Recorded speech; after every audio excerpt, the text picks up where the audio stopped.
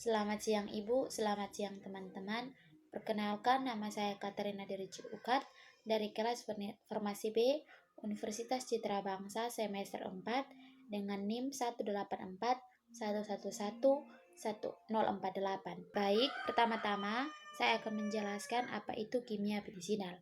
Kimia medisinal adalah ilmu pengetahuan yang merupakan cabang ilmu kimia yang bertujuan untuk menemukan, merancangkan, dan mengembangkan senyawa kimia terapeutik untuk digunakan dalam klinik atau obat hewan.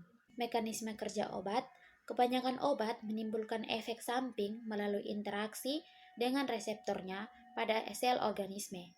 Interaksi obat dengan reseptor ini mencetuskan perubahan biokimia dan fisiologi yang merupakan respon khas untuk obat tersebut. Reseptor obat adalah makromolekul seluler, tempat obat terikat untuk menimbulkan efeknya. Reseptor obat merupakan komponen makromolekul fungsional. Hal ini mencakup dua konsep penting, yaitu yang pertama, obat dapat mengubah kecepatan kegiatan pada tubuh.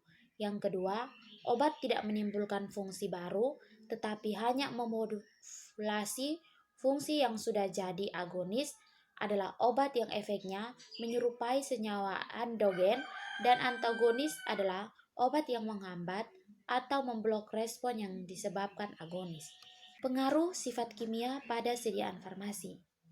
Sifat fisika dan kimia merupakan paparan untuk mengetahui kestabilan tercampur suatu obat dan aksi biologis dari obat, termasuk penyerapannya pada tubuh agar tercapai respon terapi yang maksimal.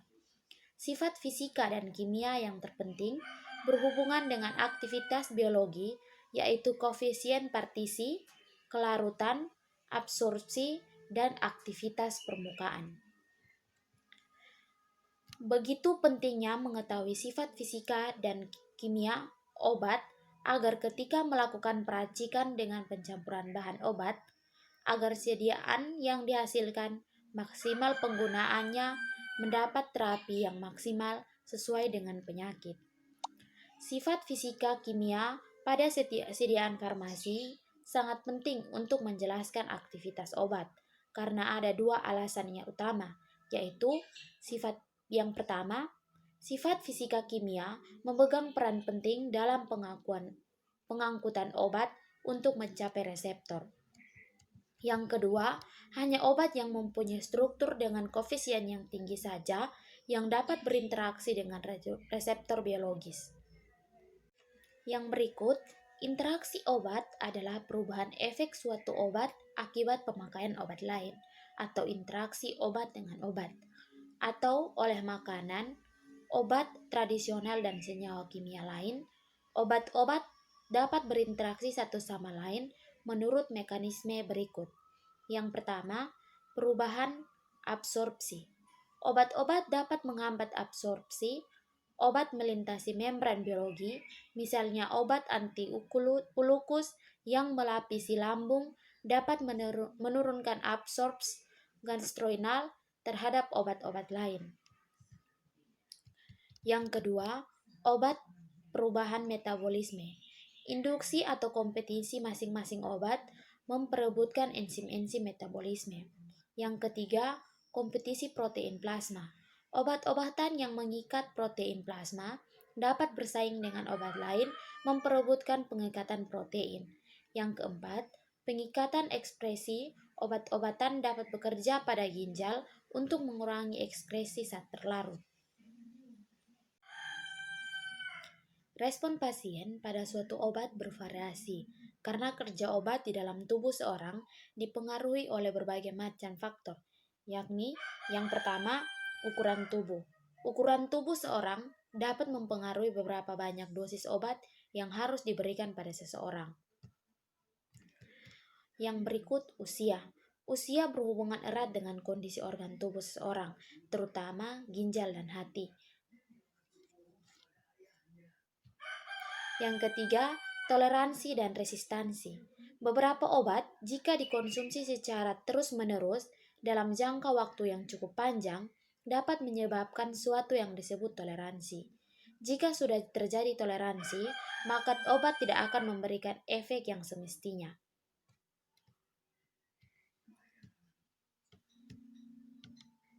Yang berikutnya, makanan yang sedang dikonsumsi.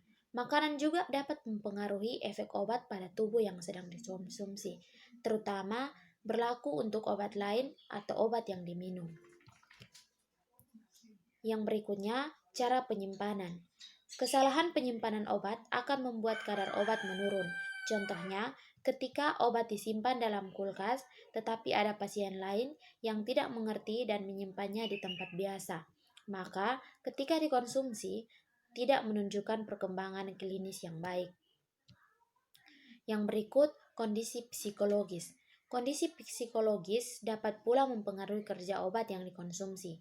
Hal ini dikarenakan sebagai depletion effect, di mana efek obat ditentukan oleh bagaimana secara melintasi seseorang pasien memandang obat yang diterima. Hal ini berkaitan dengan pemberian obat, penahan nyeri, depresi, dan kelainan saluran. Yang berikutnya, maksud dari afinitas adalah ukuran kemampuan obat untuk perikatan pada reseptor. Ikatan kovalen menghasilkan afinitas kuat, interaksi stabil, dan irreversibel. Ikatan elektrostatik bisa menghasilkan afinitas kuat atau lemah, biasanya bersifat reversibel. Afinitas atristik atau infeksi adalah kemampuan obat terikat untuk mengubah reseptor sehingga memberikan efek. Beberapa obat yang mempunyai afinitas tetapi menunjukkan efikasi. Berikutnya, pengaruh fase farmakodinamika dan fase farmakokinetika terhadap aktivitas obat adalah ketika obat memasuki tubuh manusia, maka akan terjadi 3 hal berikut. Yang pertama, farmakokinetik atau bagaimana nasib obat di dalam tubuh. Di dalam tubuh, obat akan diabsorpsi, didistribusikan di metabolisme, serta diekskresikan. Yang kedua, farmakodinamika. Bagaimana efek obat terhadap tubuh, atau dengan kata lain, bagaimana nasib obat setelah obat dimasukkan. Farmakodinamik mencakup biokimia, fisiologi, serta mekanisme kerja dari obat. Farmakoterapi, bagaimana penggunaan obat untuk mencegah atau mengatasi penyakit.